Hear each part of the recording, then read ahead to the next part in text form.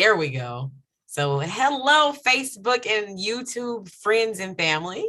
Good morning, afternoon, evening, right? Depending on where you are. Right. Now, in today's video, we are going to go over, is it better to invest or to save, and what some of the differences are? Yeah, I think it's a good topic and we're going to try to keep it beginner friendly, right? Because if you're really savvy, you're already talking to your expert, right? This is just to get you going for sure. Yep. So we wanted to start out with like the differences between saving and investing, because some people don't know. In the beginning of my journey, I did not know. So, if I didn't know, chances are somebody else doesn't either, right? So saving is just putting money aside, right, for something. You save for a house or for a car, or you save for a rainy day, right? Just to have some extra money put on the side just in case, or because you want to, right? But for investing, usually you're putting money aside with the hopes that it's going to grow in value over a period of time, whatever that period of time is that you put the money into, but you want it to grow, so not just sit. So those are like the key differences between investing and saving. That way we can start out the conversation on the right foot. Yeah, and the question always is, should I invest or save first? Now, I will tell you that it depends. Like the different experts, I've read so many books and watched so many trainings and videos on the subject. So it depends on who you listen to. Like you have someone like Dave Ramsey, he's going to tell you to put $1,000 and save $1,000. I actually agree with this part of Dave Ramsey, right? And let's not forget, Dave Ramsey is here to sell books. Okay. So, but he has some good solid advice, and some of it you might like, and some of it may not make sense to you, but he talks about putting away $1,000 into your emergency fund as step one, not to use your credit card. Don't clear off your credit cards and have that be your emergency fund, but literally $1,000 in savings. Because you have emergencies. We all have them, true emergencies. So most emergencies can be covered for $1,000 or less. But what happens is, for a lot of times, is that people will dip into that savings for things that are really not emergencies. So when you start putting money away for emergencies, $50 a paycheck, $100 a paycheck, $10 a paycheck, that kind of first goal is $1,000. But the other thing is, Dave Ramsey talks about that I don't agree with, is he says that get all your debt paid off except for your house before you start investing. Oh, that and I think that is just crazy. I think it's crazy. I understand, like, as I've studied him, I understand why he's a proponent for that. But if you listen to other people who are financial people, they will give you a different point of view, right? So they're like, well, who do I listen to? Always do your own research. But I think that I think that the $1,000 is definitely a good thing. When we started doing that, and we started doing that years ago, making sure we just had $1,000 and I can get that money in 1 minute, right? Mm-hmm. That kind of money, right? And then start investing after that. Yes, we want to be paying down debt and things like that. But we talked about yesterday, just getting into that habit, even if it's a small percentage of investing. That's my take. But investing is more for long-term, like Christina said. It's for, a college fund or for retirement, right? Or things like that. So where savings is like short-term things like the emergency fund, like 6 months of living expenses. I wouldn't wait until I had 6 months of living expenses to start investing. If I was starting from scratch, I would get the $1,000 together, be good, because at least you can check it off your list too, which is that's a nice feeling, right? I got that check. You've accomplished something. Right. But yeah, there's a lot of different things that people invest for, and investing is for holding long term. Christina, okay, so you and I are in the crypto space. And what are we seeing in the crypto space for people who got involved that are kind of newer? I feel like, and I'm asking you this question, you don't really maybe understand where my brain's at. I feel like a lot of people get into the crypto space, and it's right or wrong, it's not a thing like that, but they have a kind of a short-term outlook on it. Oh, yeah. No. So like for us and our team and the organization that we're with, we as investors inside of cryptocurrency expect for it to be a long run, right?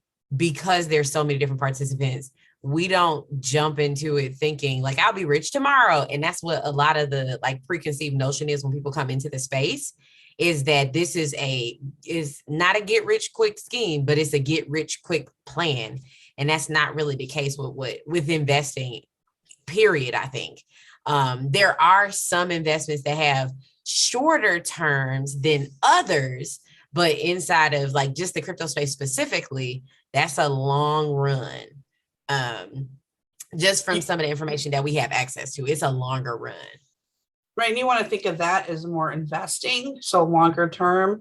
And, this isn't a crypto class today, but, I see people like, but my brother's, uncle's, sister's, mother's, grandfather's coworker said he bought some of this particular coin and it went, right. And it, by the time you hear about that, it's too late to be doing some kind of short-term thing on that. If you're going to get a coin, any investment, okay, let's not even talk about like crypto, any investment you should do your homework on, right? And it's all going to be some kind of a risk, but it's a calculated risk. Life is about risks. If you don't invest, that's extremely risky because it means you're not going to have anything that's growing for you for sure. Like, so that's like super risky, not investing.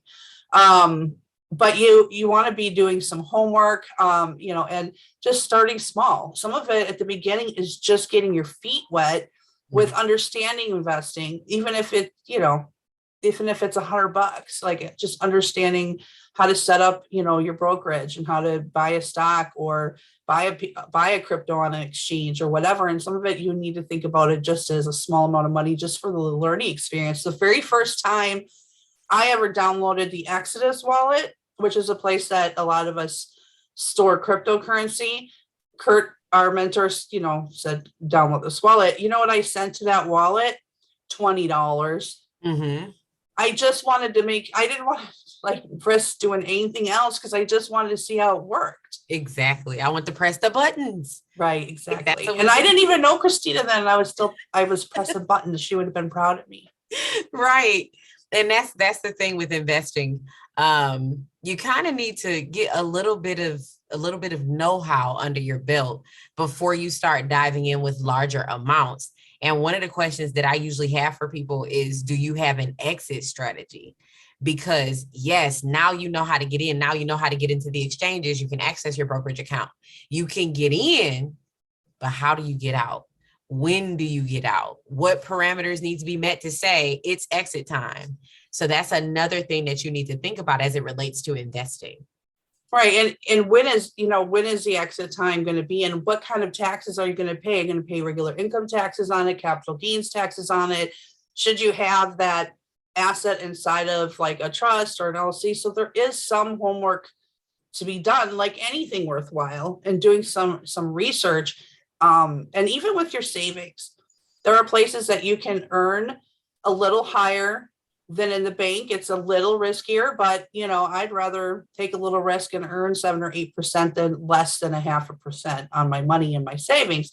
Right. But for other people, that's fine, because that's that money that you have access to, and you want it insured by the FDIC and all that kind of stuff. So just do a little homework. And one of the other things that we talk about too is, what's your risk tolerance? Mm-hmm. Like that flows right out of what Christy was saying. Do you know how much you're willing to put at risk? Because for some people, that 0.25% is going to be much more appealing to them because they don't have the bigger risk tolerance. Some people are like, I'm willing to get the 8, 10, 12% because I'm comfortable with the amount that I'm putting into the market. And I like the expectation of those types of gains. So you would need to know before diving in full throttle what your risk tolerance is and what the tolerance is needed for different investment vehicles. Those are good questions for you. There's no such thing as a risk-free investment. Right. I had someone tell me 3 weeks ago that they're in this risk-free investment. I'm like, let me see what it is. Because the first thing I think is, and I hate using the word scammy, but anytime someone thinks that or is told this is risk-free, everything is risky. Your savings account is risky. Why? Because your money sits in there. It earns less than 1% most of the time, unless you're in a high APY. And guess what? It loses its spending power every single day. It sits in there. It loses spending power. $1,000 you put in today can buy you X amount of things. A year from now, 2 years from now, it's going to buy you less. That's the 99% of the time, right? So that's risky. So just don't let anybody fool you that, oh, we have this risk-free investment. It just doesn't exist. Right. Like, I think when people start to get involved with investing, they forget about the rate of inflation when they're calculating what some of these investments return is going to be.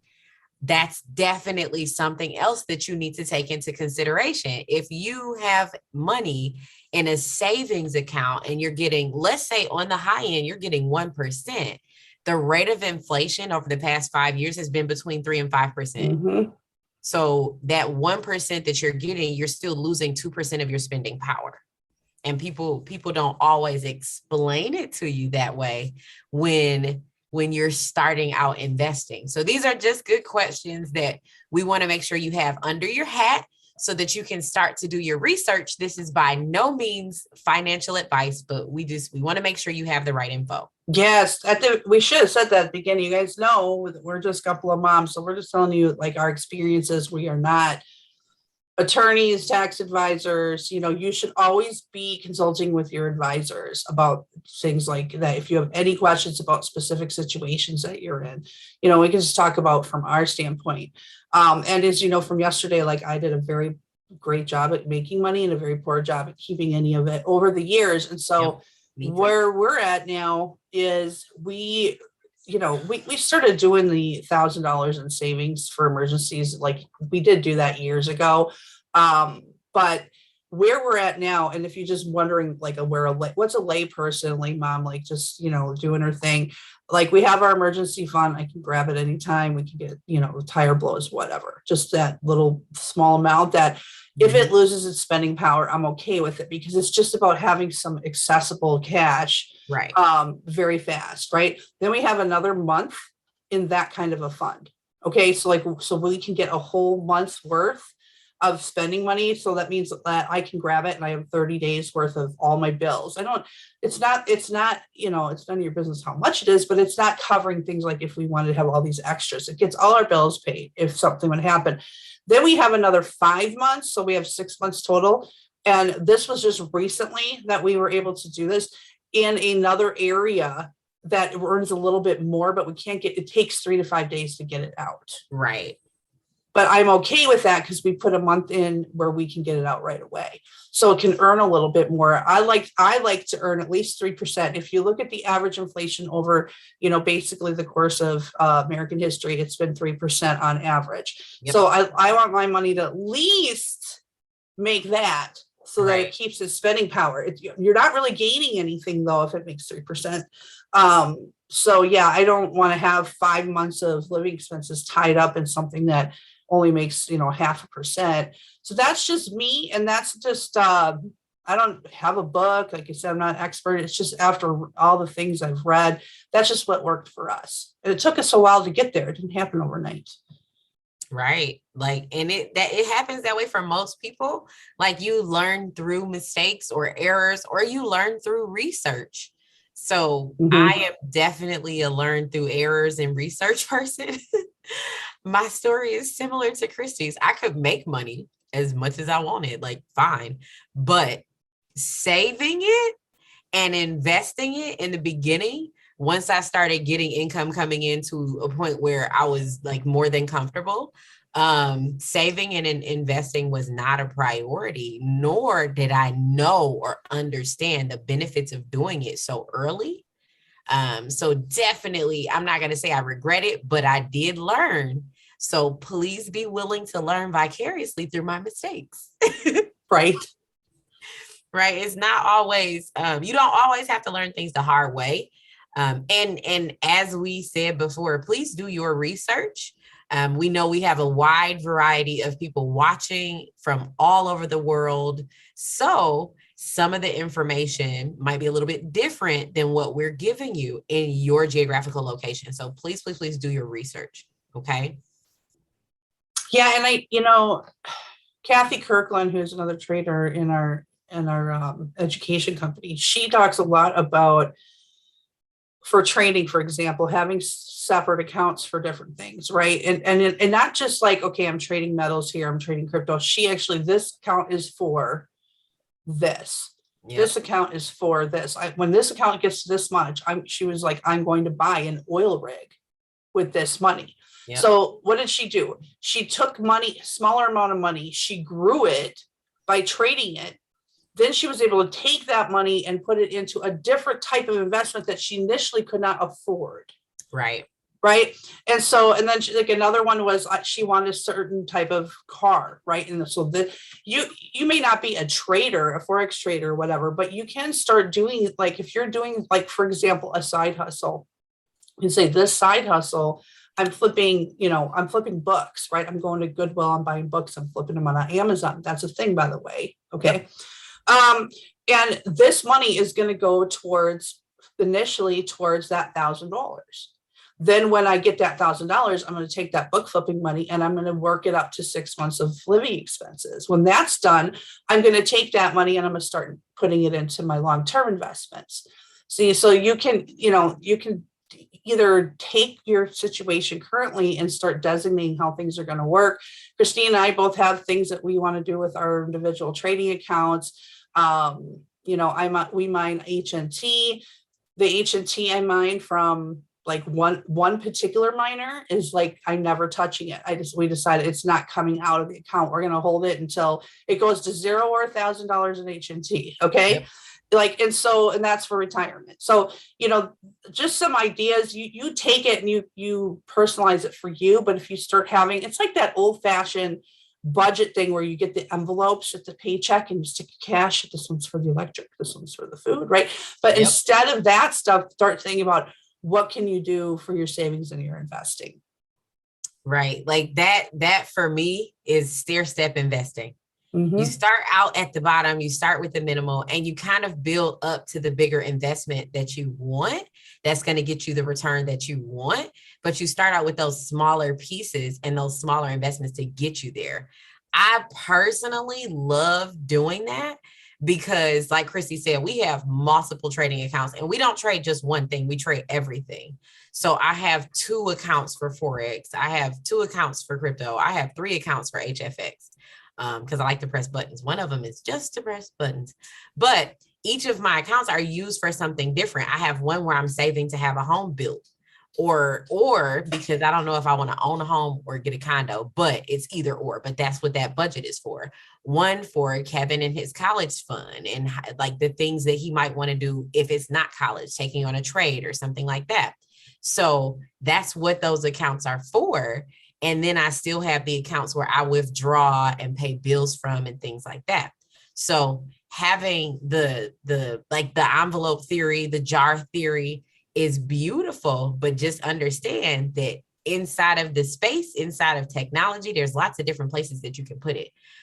We will be doing a class later on about affiliate marketing, and that is going to be interesting for a lot of people, I think, because I knew nothing about that space before meeting Christy. And just that alone, as an additional source of income, I use that to pay for other investments. And it's phenomenal because it's sort of passive, right? You do it one time and then it comes, but you might have to update it every now and then. But I love being able to find these little pieces of information and these pieces of money that start to grow into these bigger snowballs that you can put into the areas of your life that you need. Ultimately, our goal is to get where everything we have is passive. I think that I know we're talking about savings and investing. Investing is passive income. But here's the thing that people don't, because I'll post or someone else will post something about passive income, let's say on social media. I'll say, well, that's not passive. You have to put work in. Newsflash. almost all passive income, you have to initially put some work in, whether it's doing the research on an investment, like you're going to buy a stock, you have to put some work in to decide what, if you want passive income coming in from books you sell on Amazon, like you wrote a book or you created a coloring book, you have to put initial work in to, get that money. Helium miners, we have a network of helium miners. We have to put the initial work in to find good locations and then get the miners in there and set the antennas up. Once it's set up, money, just a little box just prints money for us, but we have to do the work initially. So I know that's for another training, but I just wanted to say that because that is a little bit drives me nuts, but that's not passive. You got to do some work. Yep. Almost always going to have to do some work up front. Exactly. Like, please don't go into any situation expecting to not have to do anything. Like, if you didn't have to do anything, everybody would be doing it. Exactly. So, yeah. So investing is a very passive way to grow your money, but you do have to put the time in and work in. And even your savings, like I was on a asset protection seminar yesterday, and I learned a lot about even what to do with my savings account and my crypto that's in stable coins earning 70%. So like just once you get into the space, just take that little step in, you start to go, oh, and what about this? And then you start to learn. So like, don't let it be overwhelming at first. And I was just definitely getting a headache on that thing yesterday because there was stuff on there. I was like, I'm going to have to watch this again because it's way over my head. It wasn't even that it was over my head. It didn't apply to me in my current situation. So I think that's why I wasn't that wasn't that I wasn't understanding, and I have my degree in real estate and there were a lot of real estate terms. So I was like, well, that's cool. At least I know what they're talking about. But like a layperson be like, what are they talking about? So, but the point is I still got on it and I still listened because it's probably going to be applicable later. Yep. So always take notes. But like, if you guys, I'll show you guys really quick. I have multiple notebooks, right? And these little tabs are for different things. Some are for Forex, some are for crypto, some are for, like, I have an entire book that has Christy's name on it. Yep. I don't have tabs, but every book is a different subject and there's more of them. That's just 3 that are sitting in front of me. Yep. And it's because some stuff is applicable some days and some stuff is not. When we were talking about like scheduling out things, this is how I schedule things. Like I have days dedicated to doing specific stuff. And that's how like my investments are set up as well. I have investments set up for doing specific stuff. They have one job, right? You only have one job, right? That type of thing. Yeah, exactly. Yep. So we wanted to make sure that today you were going to get the question answer. Is it better to invest or save? And then we wanted to give you a few tips of how you can actually accomplish doing both of those and the differences between those. So hopefully the information that we provided today shed a little light on the situation for you to help you out. Yep. So hopefully the step 1 is just get that $1,000 in savings.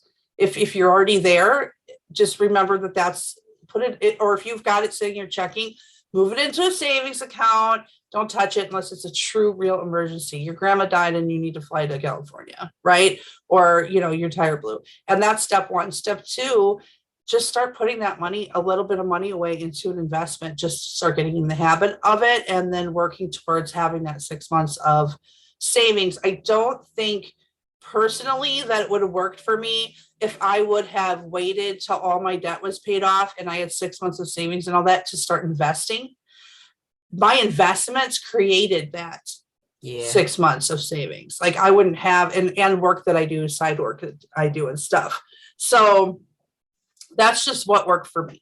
So I'm not like disputing Dave Ramsey, the man, but I am, but I am for me, because that just didn't work for me. Right. And that's why we encourage you to do your research, because we want to make sure that you have the information up front, the questions to ask, so that you can figure out what works for you, because, your situation could be vastly different than ours, right? Exactly. Yes, for sure.